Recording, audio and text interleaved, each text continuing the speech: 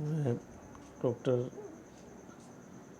अनिल जेब आपसे government law college Alwar से जो एडमिनिस्ट्रेटिव लॉ के बारे में हम बात कर रहे थे, उसी संदर्भ में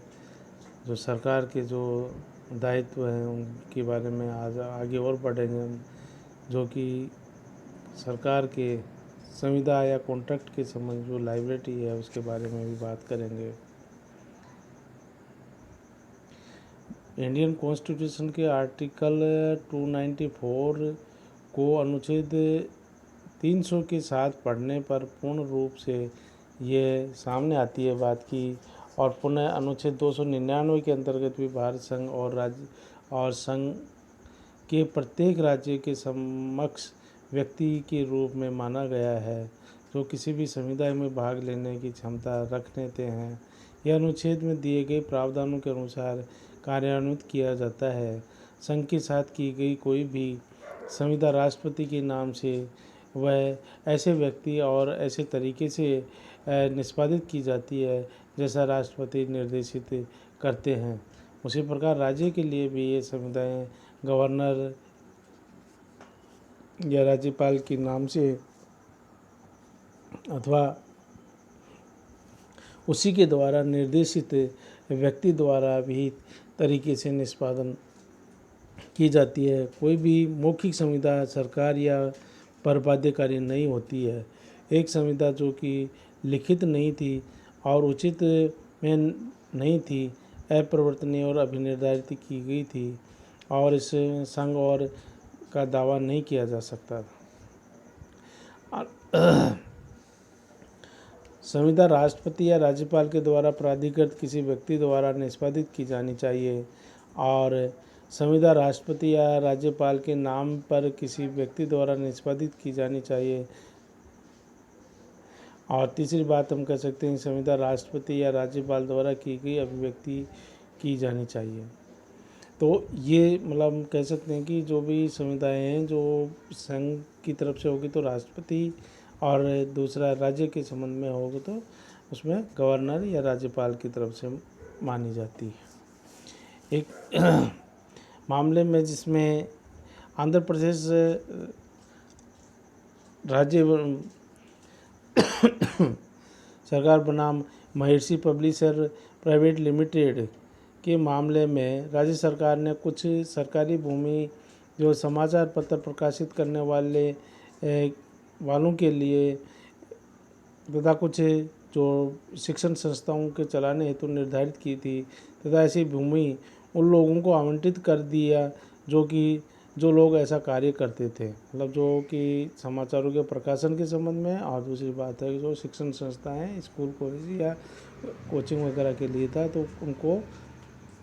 अलॉट कर दी गई थी। कुछ समय पश्चात सरकार ने उन सभी व्यक्तियों का आवंटन इस आधार पर निरस्त कर दिया गया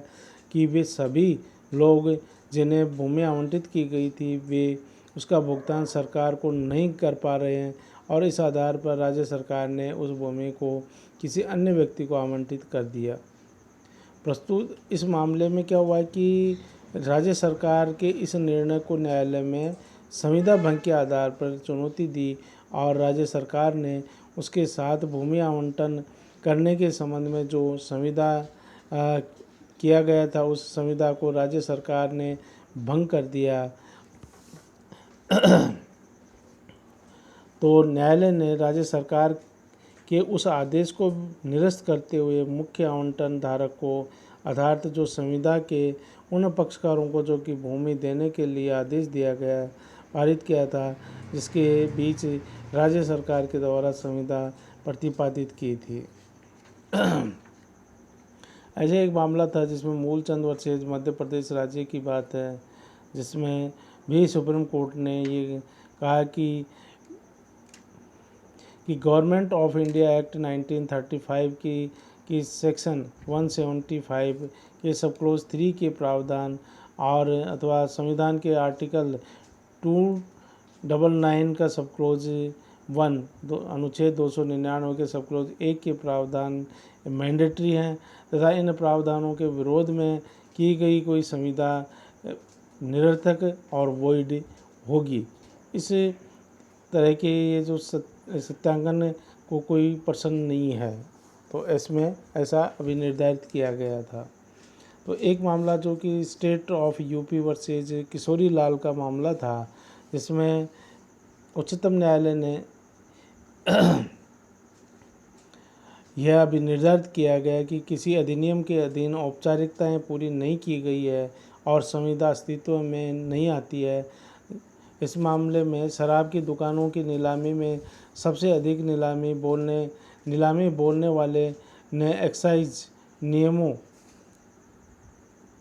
के अनुसार बोली की रकम जमा नहीं कराई। एक्साइज अधिकारियों ने इन दुकानों को दूसरे को दे दिया, जिससे उन्हें कम रकम मिली। उत्तर प्रदेश सरकार ने इस क्षति के लिए उसके विरुद्ध वाद दायर किया, जिसने बोली की रकम नहीं जमा कराई थी। इससे सरकार को जो क्षति पहुंची यह एक असफल हो गया, और यह वाद असफल हो गया क्योंकि एक्साइज कमिश्नर की स्वीकृति उस नीलामी की बोली के लिए यूपी एक्साइज मैनुअल के नियम 351 के अनुसार नहीं प्राप्त की थी, जो क्योंकि उसमें कोई कमी रह गई थी। अतः संविदा के अस्तित्व में ही नहीं आई, तो इसलिए वहाँ उसको मतलब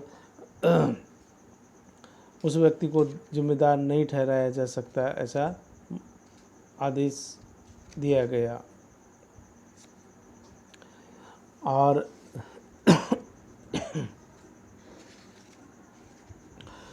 एक अन्य मामले में जिसमें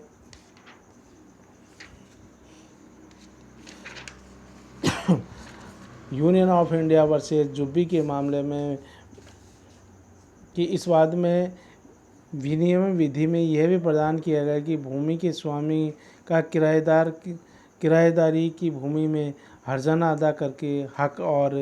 हित प्राप्त कर सकता है। किराएदार ने उसी प्रकार से हक और हित प्राप्त कर लिया और राज्य विनियमन विधि के बंधन से मुक्त नहीं किया गया। तो न्यायालय ने यह विनिर्देश किया कि अधिनियम का लक्ष्य है बड़ी बड़ी भूमि वाली संपदा को उन्मूलन कर उनमें भूमि मालिकों को स्वामित्व अधिकारों को समाप्त करके और उनके अधिकारों को किराएदारों में निहित करने के एक किराएदारों की स्थिति को सुधारने का प्रयास था,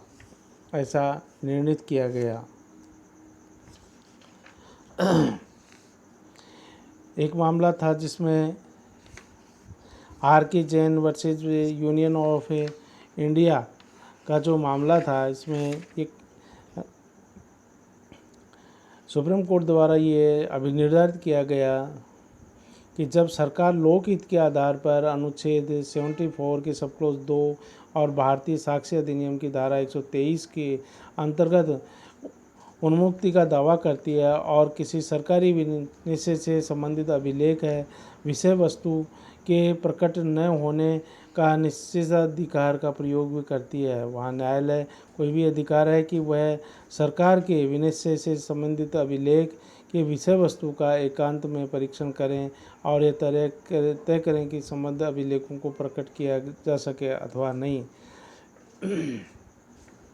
तो ये कुछ मामले देखे जिसमें कि मतलब कि जो संविदा के संबंध में स्टेट गवर्नमेंट को भी जिम्मेदार ठहराया गया कि स्टेट गवर्नमेंट की तरफ से यदि संविदा की जाती है और उसमें किसी प्रकार से मतलब कोई ये मान लिया जाता है कि वो संविदा